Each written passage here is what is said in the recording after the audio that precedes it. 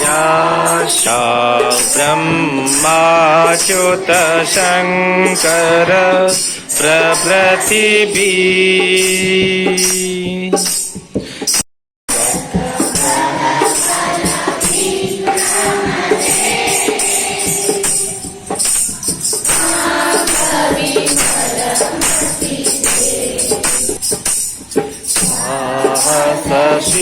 उसके निवेदन करता हूँ भाई साहब का स्वागत करें। यहाँ से फोटो भी खिंच जाएगी, ठीक है? अच्छा ठीक है।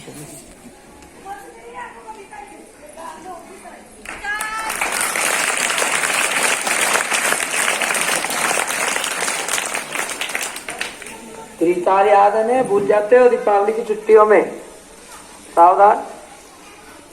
इनके ठीक बाद में श्रीमान प्रकाश जी पुरोहित, आप माध्यमिक शिक्षा बोर्ड में कार्यरत हैं और आप इस नगर के पर्यावरण जो विभाग है उसके प्रमुख हैं। मैं विशेष निवेदन करूंगा भाई साहब का भी स्वागत करें। भाई साहब का निवास तोपदड़ा में है।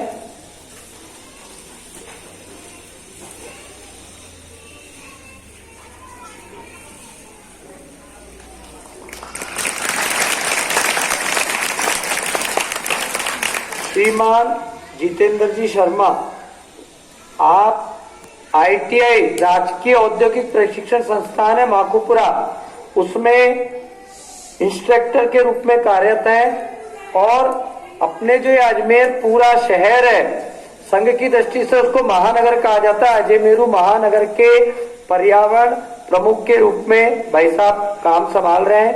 भाई साहब का भी तिलक लगाकर स्वागत करें।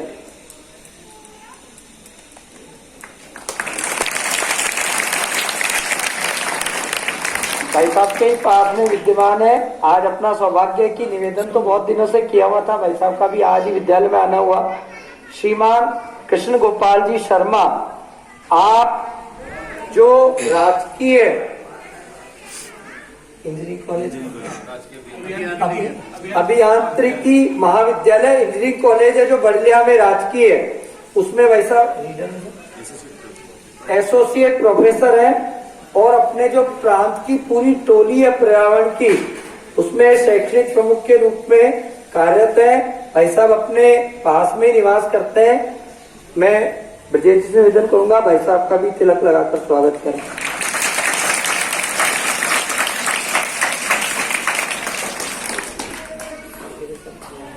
के बारे में आपको जानकारी प्रदान करें। अपने को ध्यान से समझना। जो सबसे पहले माँ सरस्वती के चरणों में वंदन। हमारे विद्यालय के माननीय प्रधानाचार्य जी, शिक्षक शिक्षिका एवं देश के भावी नागरिक एवं कर्णधार बालक एवं बालिकाओं, आज हम सब यहाँ पर्यावरण विषय के संदर्भ में आयोजित इस कार्यशाला में एकत्र हुए हैं। भारतीय संस्कृति विश्व की सबसे प्राचीन संस्कृति है और जब दुनिया के लोगों को बोलना नहीं आता था, पढ़ना नहीं आता था, लिखना नहीं आता था, ऐसे समय में हमारे यहाँ एक श्रेष्ठ संस्कृति की न सिर्फ उत्पत्ति हुई, उसका विकास हुआ और वह अपने चरम पर पहुंच करके विश्व को एक पथ प्रदर्शन करने के लिए आगे आई। हमारे यहाँ विश्व के सबसे प्राचीन ग्रंथ वेदों की रचना हुई और हमारे यहाँ के ऋषि मुनि वह किसी को जीतने के लिए नहीं गए, युद्ध करने के लिए नहीं गए, लूटने के लिए नहीं गए। हमारे यहाँ से जो लोग गए वो विश्व को ज्ञान देने के लिए गए। कृण्वन्तो विश्वमार्यम् और वसुदेव कुटुंबकम के विचार को लेकर के हम संपूर्ण दुनिया में गए और वहां जाकर अपने विचार को रखा और इसी का परिणाम है कि आज इतनी संस्कृतियां इस धरती के आने के ऊपर बाद भी हमारी संस्कृति यथावत बनी हुई है। तो उसके पीछे के कुछ कारण हैं और उनमें से सबसे बड़ा कारण है हमने जिससे जो प्राप्त किया उसके बदले में उसका सम्मान किया। और इसलिए हमारे यहाँ कहा गया जिस प्रकार जगन्नाथ का प्रसाद केवल अन्न नहीं, गंगा का पानी केवल जल नहीं, गाय दूध देने वाला जानवर मात्र नहीं, तुलसी और एक पौधा मात्र नहीं, ठीक उसी प्रकार हमारी है जो धरती है, यह कंकर पत्थर रेत नहीं, यह तो माता है, माता है। हमने जिससे जो प्राप्त किया उसके प्रति श्रद्धा का भाव रखा। अन्न को हमने भगवान के रूप में माना। गंगा और गंगा समेत जितनी भी नदियां हैं और जल है, उसको हमने जल को देवता का स्वरूप दिया।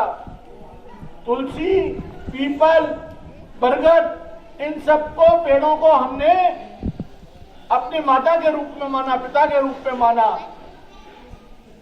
और यह जो धरती है, उसे हमने धरती का, जमीन का टुकड़ा नहीं कहा, तो इसे भी हमने अपनी माता के स्वरूप में माना। और इसके प्रातः उठते ही हम लोग करते हैं, कराग्रे वसते लक्ष्मी, कर मध्य सरस्वती, कर मूले तु गोविंद, प्रभाते कर दर्शनम। समुद्र वसते देवी, पर्वतस्तन मंगले, विष्णु पत्नी नमस्तुभ्यम, पादर स्पर्शम चमस्व।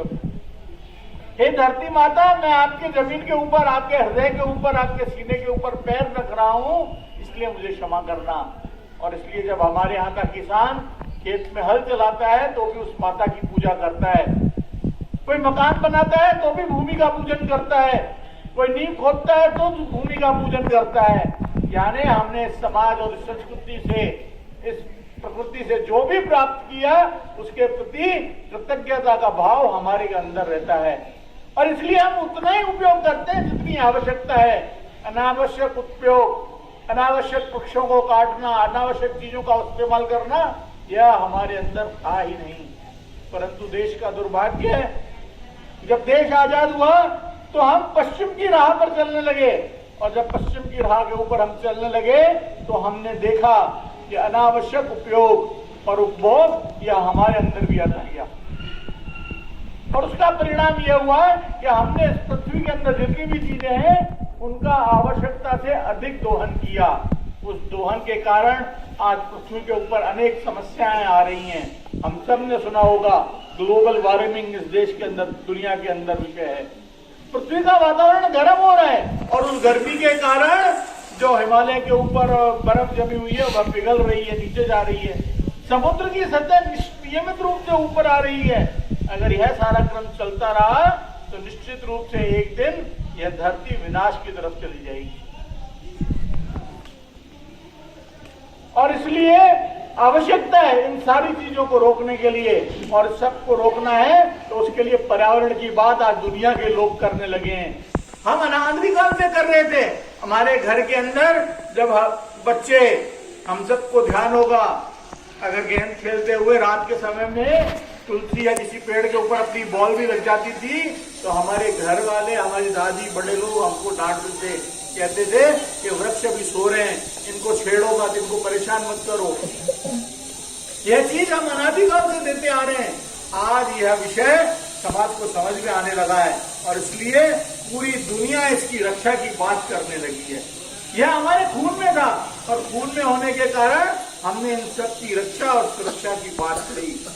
आज आवश्यकता है इस पर्यावरण की रक्षा के लिए मिलकर के काम करने की। और पर्यावरण की रक्षा की जब हम बात करते हैं तो कोई एक विषय नहीं है। तो पर्यावरण की रक्षा करना है तो 5 चीजों के ऊपर चिंता करनी होगी। पहले जल, जमीन, जंगल, जानवर और जीव।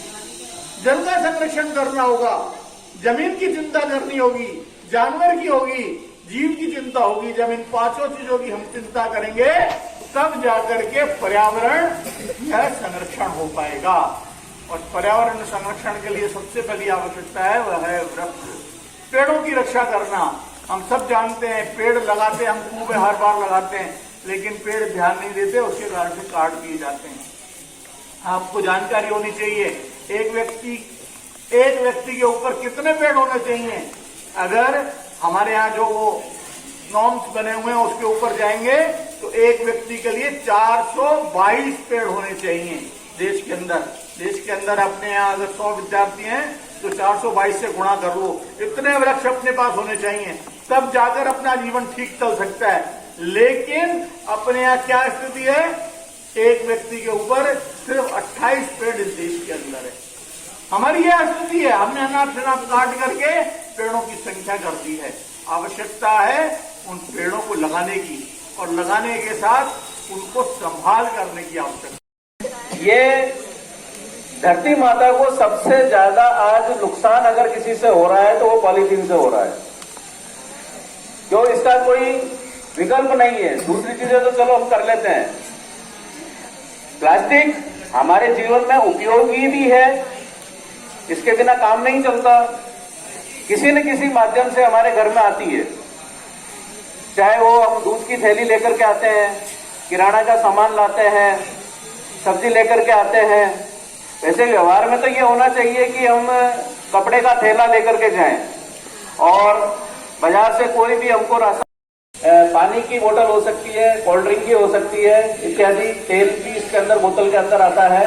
तो हमें क्या करना है, इस प्रकार के ये जो रेपर्स होते हैं, चाहे आप ये क्या नाम से चिप्स के रेपर हो सकते हैं, चॉकलेट के हो सकते हैं, दूध की थैली हो सकती है, इन सबको साफ करने के बाद अब क्या करना है, इनको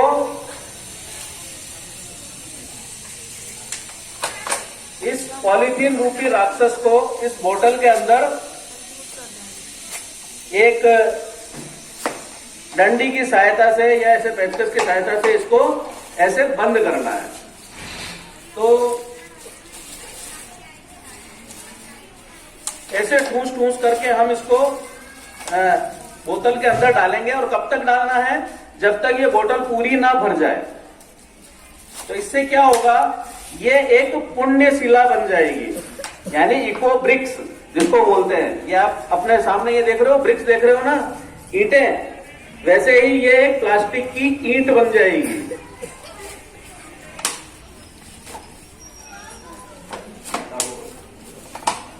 ये आपके सामने डाल करके बता रहे हैं। इस प्रकार से इसको ठूस ठूस करके भरना है, और कितना भरना है, पूरे ऊपर तक। और उसके बाद में इसको बोतल का ढक्कन एकदम ठूस ठूस के भरने के बाद में इसको बंद कर देना है। तो इस तरह से एक ये इको ब्रिक्स तैयार होगी। लगभग इसका भार जो होगा वो लगभग 250 ग्राम का होगा। इसमें इतनी पॉलीथीन आ जाएगी जो कि एक बहुत बड़े क्षेत्र को, जमीन के अगर ऊपर हम डालें तो बहुत बड़े क्षेत्र को कवर करती है। और पॉलीथीन के कितने नुकसान है, तो सड़कों पे घूमने वाले जो हमारे जानवर इसको जाने अनजाने खा ही लेते हैं, तो उनके पेट में जाती है, उससे नुकसान करती है। जमीन को बंजर कर देती है। पॉलीथीन के बारे में ये कहा जाता है, प्लास्टिक के बारे में 1000 साल तक भी अगर इसको जमीन में गाड़ दें तो भी वो वैसी की वैसी रहेगी, तब तक भी नहीं गलेगी। तो सबसे ज्यादा नुकसान कारक जो अगर कोई है तो ऐसा ही आविष्कार है, इससे सुविधा भी मिली है हमें, ऐसी बात नहीं है। पॉलीथीन के उपयोग भी अच्छे हैं, लेकिन नुकसान ज्यादा है। तो उसको हम कैसे निस्तारण कर सकते हैं, उसके बारे में आपके सामने अभी आप, हमारे घर के अंदर पॉलीथीन आती है, ठीक है ना, तो हम क्या करते हैं, नालियों में फेंक देते हैं, उसको बाहर फेंक देते हैं, कचरा फैलता है उससे। तो उसको उस तरह से निस्तारित ना करके, और यह एक तरीका है जिसके द्वारा हम इको ब्रिक्स बना सकते हैं। अब इस इको ब्रिक्स का क्या उपयोग है, हमने इसको ना फैला करके, बाहर ना फेंक करके, इस इको ब्रिक्स को ही अगर हमने कचरे के डब्बे में डाल दिया तो ये भी पर्यावरण के प्रति बहुत बड़ा हमारा योगदान रहेगा। नहीं तो इस तरह से ब्रिक्स बना करके, और आप इसके कई उपयोग कर सकते हैं। मैंने खुद ने व्यक्तिगत अपने जीवन में किए हैं, ऐसे 8-10 इको ब्रिक्स बना दी, और उसके बाद में उनको टेपिंग करके या किसी भी सहायता से उसको जोड़ करके और ऊपर एक टॉप लगा दिया, तो वो एक स्टूल बन गया। स्टूल बनाया जा सकता है, गमले के स्टैंड बनाए जा सकते हैं। अभी आप देख रहे होंगे ये जो क्यारियां लगी हुई है, यहाँ पर ईंटें लगी हुई है ना, तो ईंटों के स्थान पर इसका प्रयोग कर सकते हैं। और ट्री गार्ड्स बनाए जा सकते हैं। भाई साहब कृष्ण गोपाल जी बैठे हैं, इनके यहाँ पर इंजीनियरिंग कॉलेज के अंदर इन्होंने प्रयोग किया है, मैं देख के आया था। तो एक ट्री गार्ड बना दिया इको ब्रिक्स का। तो इसके कई उपयोग हम कर सकते हैं। और पर्यावरण को का संरक्षण करने के अंदर हम अपना एक छोटा लेकिन बहुत बड़ा, बहुत ही महत्वपूर्ण योगदान हम इसमें दे सकते हैं। तो आज से हम संकल्प करेंगे कि हमारे घर में आने वाली पॉलीथीन, चाहे वो किसी भी रूप में आए, उनको फेंकना नहीं है। क्या नहीं करना है? फेंकना नहीं है। तो क्या करेंगे? इस प्रकार की इको ब्रिक्स हम बनाएंगे। ठीक है, आप ले आएंगे तो इसके हम और प्रैक्टिकल रूप में इसके क्या उपयोग हो सकेंगे, एक बार फिर आकर के हम आपको बताएंगे। अपने यहीं पर ही हम इसका उपयोग करेंगे विद्यालय में। समझ गए? ठीक है, तो अपन क्या करेंगे, ये बोतलें बनानी है घर पे और यहाँ पर विद्यालय में ला करके इकट्ठा करना है। कौन कौन करेगा ये काम? बहुत बढ़िया। तो ऐसी बोतल सबको बना बना करके लानी है। कम से कम 5-5 बोतल सब बना करके लाएंगे। बहुत बढ़िया। फिर इसका अपन उपयोग करेंगे। ठीक है, धन्यवाद। कि छोटे छोटे आरओ का पानी निकल रहा हो, उसको हम यूज कर रहे हैं क्या? हमारा नल अगर खुला रहता है लगातार, क्या हम उसको बंद करते हैं? क्या लाइट जो है वो हमारी जली रहती है कमरों में, तो क्या हमें वो दया आती है कि ये जो लाइट जल रही है ये फिजूल में जल रही है, तो क्या हम इसको बंद कर रहे हैं या हमें चिंता है? तो इस तरह के ये जो करुणा है ये आपके अंदर होनी चाहिए, जिससे जो भी लाइट जो बनती है ना पीछे, वो कोयला जलाने से बनती है। एरिएटर लगा के हम उससे जो प्रवाह है पानी का वो कम किया जा सकता है। इको ब्रिक्स हम घरों में जितनी प्लास्टिक थैली है या जो भी पाउच हम काटते हैं उसको पूरा न काटें, क्योंकि पूरा काटने से वो पूरा गिर जाता है और नालियों में वगैरह में चला जाता है। इसको आधा